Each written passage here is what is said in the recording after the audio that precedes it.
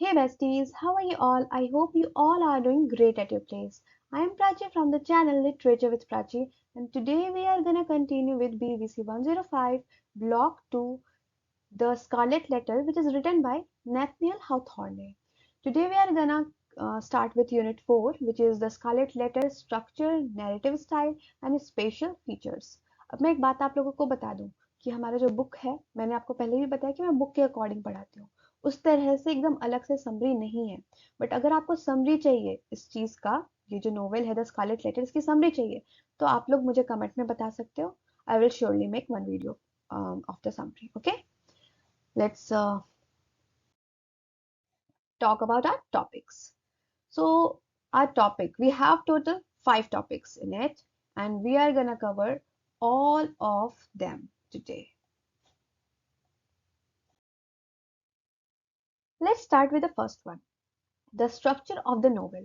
तो अब Scarlett letter के स्ट्रक्चर की अगर हम बात करें, तो ये बहुत ही अच्छे से डिजाइन किया गया है। इसमें हमें बहुत सारी चीजें देखने को मिल सकती है। एज अ रोमांटिक नोवेल भी देख सकते हो, मोस्टली ये हिस्टोरिकल नोवेल भी है।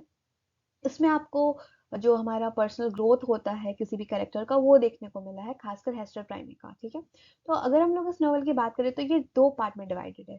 पहला तो यहाँ पे ये है कि हमें कैरेक्टर्स के और उनके जो सर्कमस्टेंसेज है उनसे, इन सबसे इंट्रोड्यूस करवाया जाता है। जैसे हेस्टर प्राइमे है ना, हेस्टर प्राइमे को क्या किया जाता है, पनिशमेंट दिया जा रहा होता है ना। तो हेस्टर प्राइमे कौन है, वो प्रोटैगोनिस्ट है, इसलिए सबसे ज्यादा उसके बारे में यहाँ पे बात होती है। Next, development and resolution. तो अब दिखाया जाता है कि किस तरह की चीजें जो हमारी हेस्टर प्राइमे है, जो उसने किया, अफेयर रखा, उसके कॉन्सिक्वेंसेस किस तरह से आए, उसको किस तरह से पनिश किया गया, एंड फिर किस तरह से जो दूसरे कैरेक्टर्स हैं वो उसकी वजह से अफेक्ट हुए। जैसे कि आर्थर डैम्सडेल हो गया, जो कि कौन था, उस किड का, यानी कि वो जो पर्ल थी, हेस्टर प्राइमे की जो डॉटर थी पर्ल, उस किड का जो फादर था वो कौन था, वो आर्थर डैम्सडेल था। ये चीज लास्ट में रिवेल होती है। और हमारा एक और कैरेक्टर है जो इस चीज से इन्फ्लुएंस हो रहा था, जो कि था रॉजर चिलिंगवर्थ। ठीक है, ये कौन था, तो ये हेस्टर का हस्बैंड होता है। स्टोरी मेनली रिवॉल्व होती है कुछ थीम्स के अराउंड, जैसे कि सिन, गिल्ट, रिडेम्पशन, हाइपोक्रेसी। तो ये सारे जो हमारे इवेंट होते हैं, ये सारे जो भी चीजें होती है, पनिशमेंट वगैरह या जो भी चीजें हमें नोवेल में देखने को मिलती है, तो ये बहुत ही तरह के आइडियाज को एम्फसाइज करती है। ठीक है, आगे बढ़ते हैं। So our next topic is relevance of the custom house. अब देखो, ये जो टॉपिक है ना, ये बहुत इंपॉर्टेंट टॉपिक है। बट ऐसा भी नहीं है कि ये टॉपिक इंपॉर्टेंट है तो मैंने 3-4 स्लाइड्स डाल दिए इसके, ऐसा नहीं है। ये टॉपिक इंपॉर्टेंट है एज वेल एज छोटा भी है। और अगर मानो ये एग्जाम में, ऐसे तो एग्जाम में आता है ये, और इस बार भी चांसेस है कि आ जाए, बट अगर नहीं भी आया, कि अगर मानो 10% चांस है कि ये क्वेश्चन नहीं आता है इससे रिलेटेड, तो भी आप अपने आंसर्स में से इंक्लूड कर सकते हो, और आपको उसके मार्क्स भी अच्छे मिलेंगे। एग्जामिनर्स जब पढ़ेंगे तो उन्हें पता चलेगा कि हाँ, इसने ये पॉइंट्स पढ़े हैं, इंपॉर्टेंट टॉपिक्स भी पढ़े हैं, तो आपको मार्क्स मिल जाएंगे। और कुछ तो लिखोगे ना, और उस चीज को लिखने के लिए, मानो आपको कोई आंसर नहीं आ रहा है जो कि आपका इस चैप्टर से, इस ब्लॉक से है, तो आप कुछ तो लिखोगे ना। ऐसा तो नहीं है कि कोई गाना लिख के आ जाओगे, कुछ रिलेवेंट जो होगा वही लिखोगे। तो आप इसे इंक्लूड कर सकते हो। आपको चलो मानो 5 नंबर का क्वेश्चन है, सपोज मैं एग्जांपल दे रही हूँ, मानो 5 नंबर का क्वेश्चन है, या चलो लॉन्ग आंसर में ले लेते तो 20 मार्क्स का क्वेश्चन आता है ना। तो मानो आपको, आपने कुछ रिलेवेंट लिख दिया, इससे ही लिख दिया, तो आपको एटलीस्ट कुछ नहीं तो 5 नंबर तो मिल ही जाएंगे। अगर ज्यादा ही स्ट्रिक्ट एग्जामिनर हुआ तो एटलीस्ट 5 मार्क्स। हर एक एक एक मार्क्स इंपॉर्टेंट होता है ना हमारे एग्जाम में, तो उसके लिए देख लो। ठीक है, दोनों तरह से देख लो, आपके लिए ठीक रहेगा। तो द कस्टम हाउस क्या है, कस्टम हाउस को एज अ इंट्रोडक्टरी चैप्टर हमें देखने को मिला है स्कारलेट लेटर का जो नोवेल है उसमें। जहाँ पे जो नरेटर है वो क्या करता है, वो बताता है कि वो सलेम कस्टम हाउस में काम कर रहा होता है, जहाँ पे उसको हेस्टर प्राइमे का जो स्टोरी है उसका मैन्युस्क्रिप्ट मिलता है। ठीक है, तो ये जो आप देख सकते हो, ये जो सेक्शन है, ये जो इंट्रोडक्टरी चैप्टर एक तरह से ब्रिज का काम कर रहा है एक रियल वर्ल्ड और फिक्शनल स्टोरी के बीच में। अब देखो, ये कस्टम हाउस वाली चीज इंपॉर्टेंट क्यों है ना, ये क्वेश्चन उठता है ना, अगर है भी तो ये क्यों इंपॉर्टेंट है, because it adds authenticity.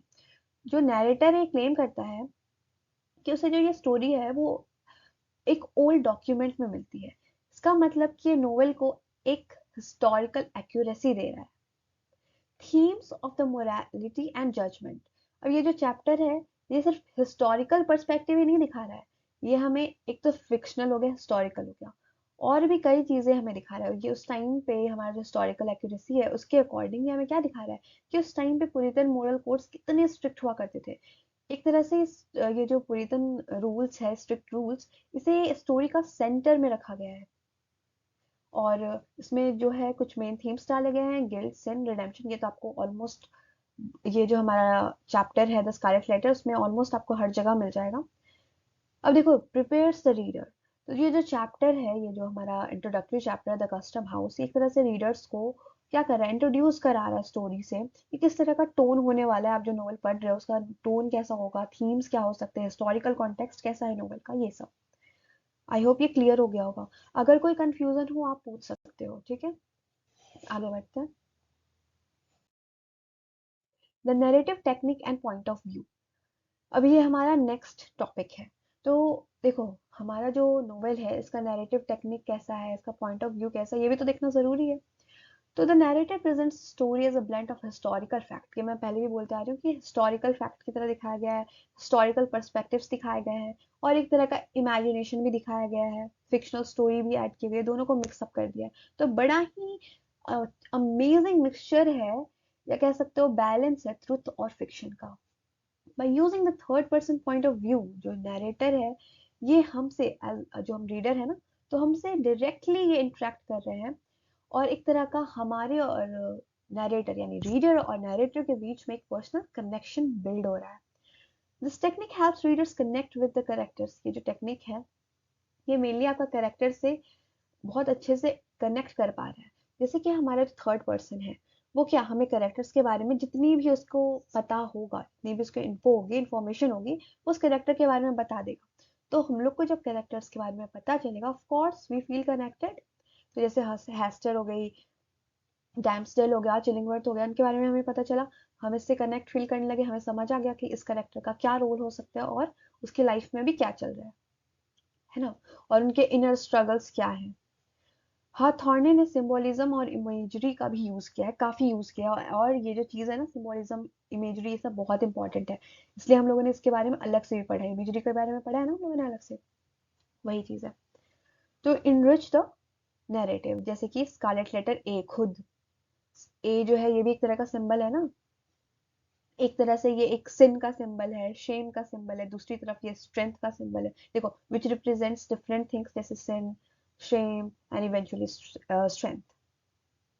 Okay, next है the Scarlett letter itself is described as a powerful symbol influencing both the characters and the readers। तो स्कारलेट लेटर जो खुद क्या है, एक पावरफुल सिंबल है, जैसे मैंने बताया भी कि ये खुद एक सिंबल है जो कि कैरेक्टर्स और रीडर्स दोनों को ही इन्फ्लुएंस कर रहा है, और its presence in the story adds layers of meaning to themes जैसे कि गिल्ट और रिडेम्पशन।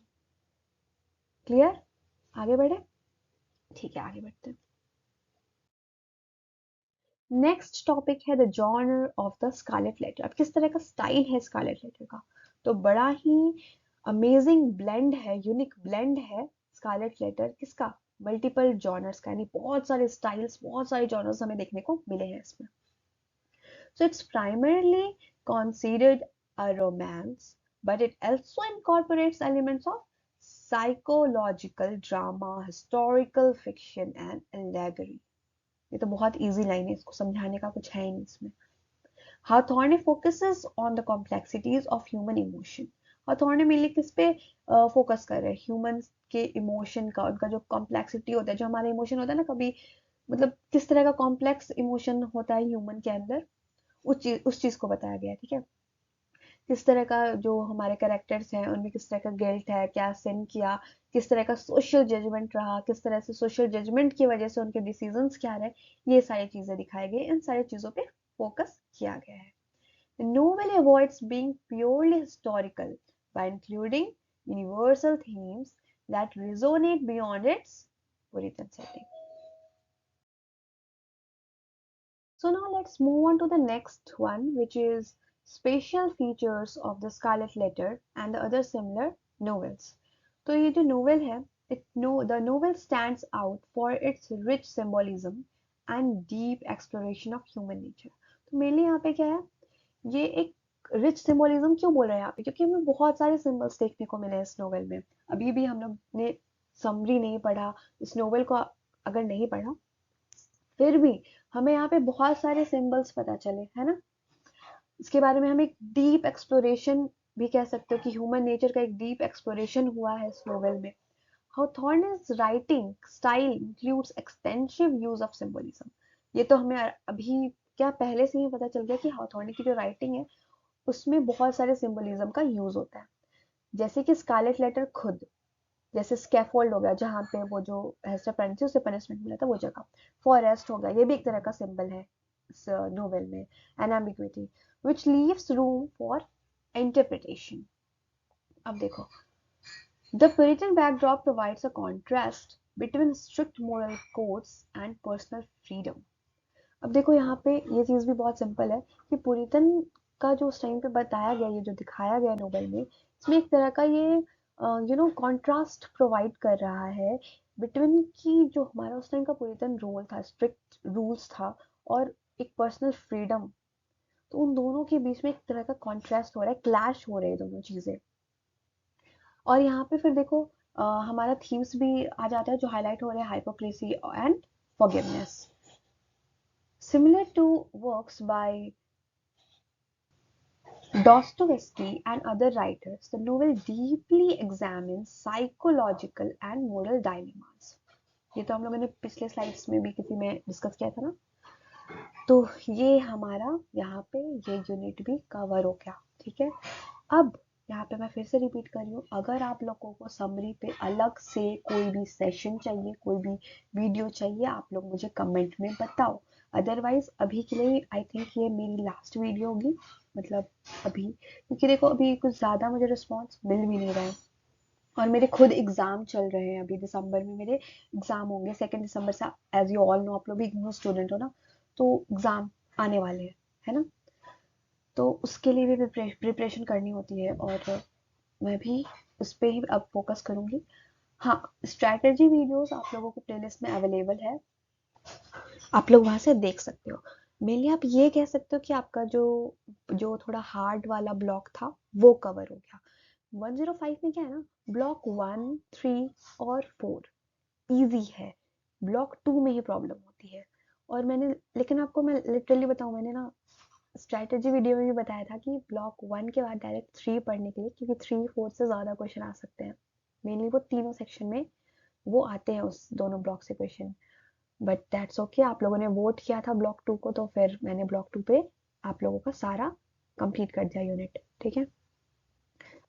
तो बस मैं यही चीज़ बोलूँगी कि अगर आप लोगों को समरी चाहिए तो समरी वाली वीडियो मैं अपलोड कर दूँगी, और अगर आप लोग खुद से पढ़ लोगे देन दैट्स ओके। तो फिर ये वाली मेरी लास्ट वीडियो होगी अभी इस सेशन के लिए, ठीक है।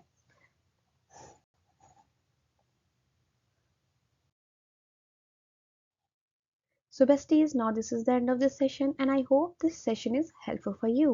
If yes, then kindly like, share, comment and subscribe this channel. And yes, don't forget to click the bell icon.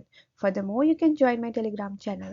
There you will keep updated with the notices of IGNOU. And now you can also follow me on Instagram. I'll share the link in the description box. Now we'll meet in our next session. Until then, take care, goodbye and keep learning.